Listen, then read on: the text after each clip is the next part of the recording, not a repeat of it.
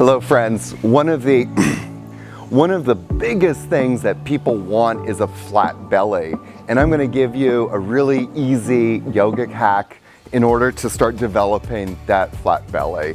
Hey, my name is Yogi Aaron and I'm the owner of Blue Osa, this beautiful place behind me. And I'm also the trainer of our Blue Osa yoga teacher trainings and the yoga teacher trainings of the Yogi Club. And my mission is to help as many people as possible to become pain-free.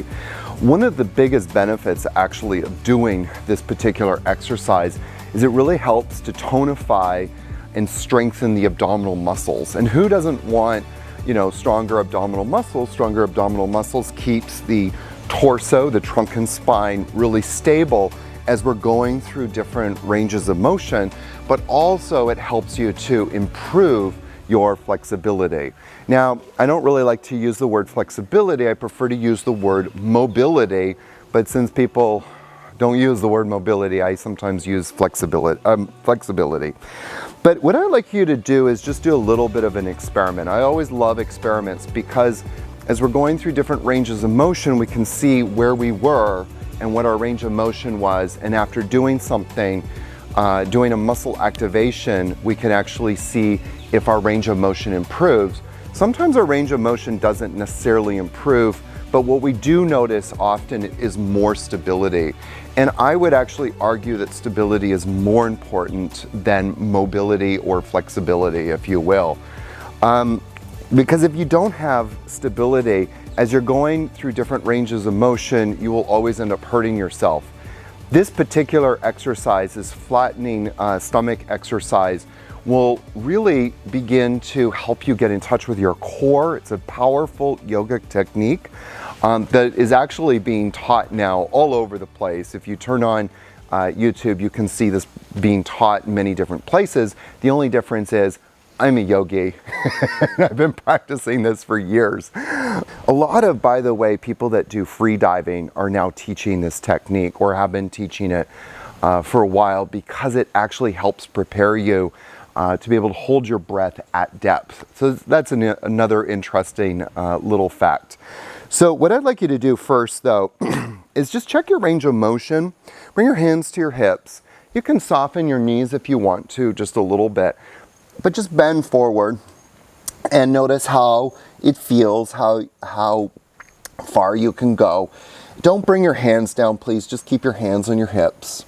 Good. And then come on up, because when we do this stomach flattening exercise, we're actually going to be engaging all of the trunk flexors in the body. The rectus abdominis, which is known as the apex, the obliques, internal, external, as well as somewhat the TFL, transverse abdominis. Not TFL, sorry, TVA, transverse abdominis. So what this technique is, there's a couple of different ways to do this. I'm going to show you a couple. Probably the most simplest is just to kind of hang out standing and practice this standing. And sometimes when I'm working out at the gym, I will do this exercise a few times just to make sure that my core is stabilized. One of the things that you should note as a caution is that you do not do this practice or this exercise just after you've eaten. If you do it on a full stomach or even with a lot of water in your stomach, it can be uncomfortable and you won't necessarily be able to do it. But it's very, very, very, very simple. Now there's a couple of ways to do it, but it's always best to do it after you've exhaled. So after you've pressed all the air out of your lungs, okay? So what we're gonna do is we're gonna take a deep breath in and we're gonna exhale. At the end of exhalation, we're gonna pull the navel in towards the spine, okay? So we're gonna inhale up. And then exhale.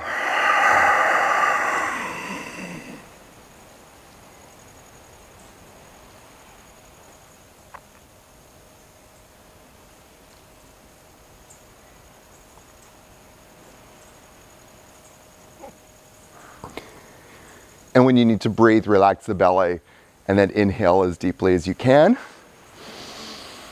And exhale. Now you want to repeat this a few times, okay? Now, if you can, repeat it at least 5, 6, 7 times. It is difficult to do this, and I'm going to be honest with you, the first 3 to 4, 6, even 10 times you do this, it's going to be challenging. But one of the benefits of doing this practice is that you are going to start developing a better relationship with your breath. I always say, if you want to change your life, change your breath. You change your energetic momentum. That's a whole other video, but just trust that it works. Then, you're also going to start having more control over this area of your body. Okay? So let's just do it one more time, and then I'm going to show you a couple of other ways to do this. So inhale and exhale.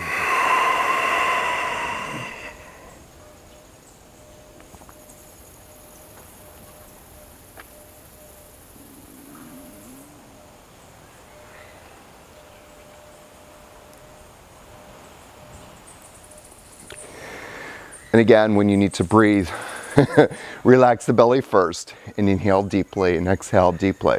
Now, for the record, this practice is actually called Uddiyana Bandha in yoga, Uddiyana Bandha Kriya more specifically.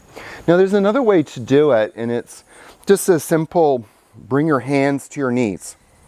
And as you bring your hands to your knees, you're going to come and bend forward just a little bit. Keep the knees slightly flexed. And you're going to lift the heart and chest. You can even lift the tailbone a bit. Inhale deeply. And then exhale, you're going to kind of come into what we sometimes call a cow pose. So this is cat, this is cow.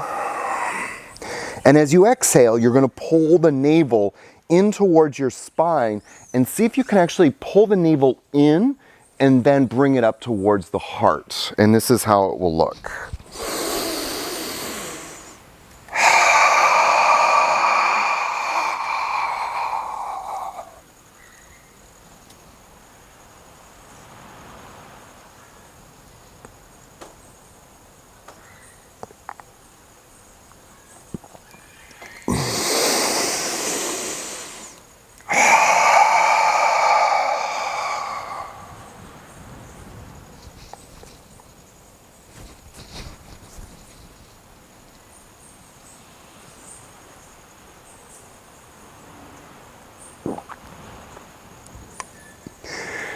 And ideally you would do that about 6 to 10 times, and even more if you want to really go for broke.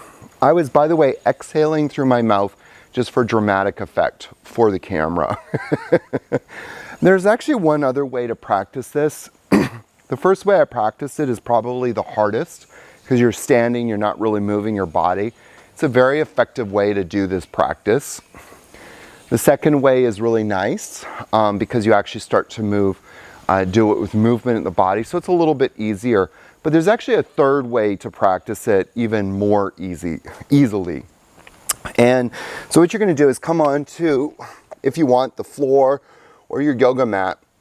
And what you're going to do here, I'm going to show you the movement first, is you're going to inhale and then exhale and come into downward facing dog. You can keep the knees bent here.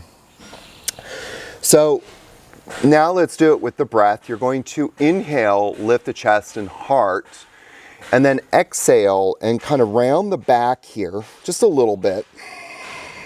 And then from here, you're going to come into downward dog and pull the navel in and up.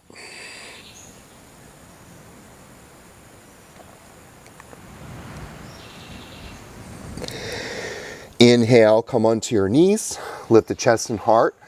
I always encourage people to take a little bit of a break here. So just stay on to fours with an extended spine. So let me just pull up my shirt now so you can see better what I'm doing here.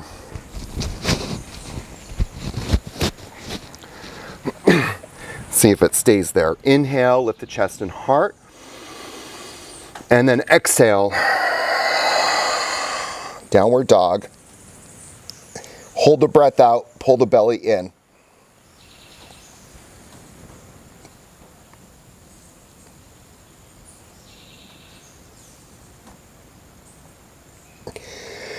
Inhale, come back onto fours.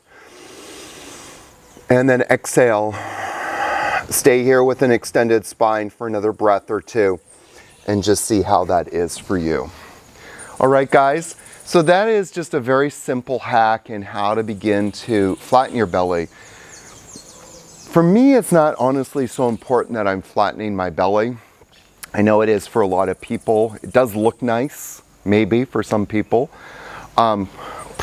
Personally, I think a little bit of a nice little, in Spanish we say panza, a little bit of a pot is actually kind of nice, but you know, as the French say, chacun son goût, each to his own.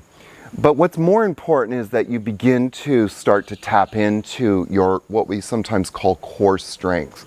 And core strength doesn't come from doing a lot of abdominal work and taking these core exercise classes.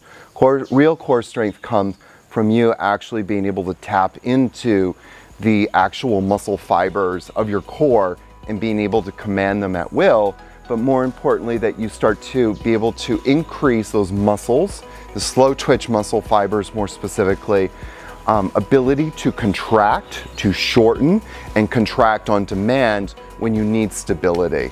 That's for me is the most important thing, so that when you go through life and you're doing the things in your life like cleaning your house or going shopping and lifting the groceries or playing with your kids or joining your friends on the weekends for a cycle match or soccer match or something, that you're not going to hurt yourself and that you're not going to be injured. And most importantly, that you're going to be able to live a life free from pain so that you can manifest and live life's purpose. That's, for me, is what it's really all about. And I hope it is the same for you. Happy practicing, my friends. Namaste.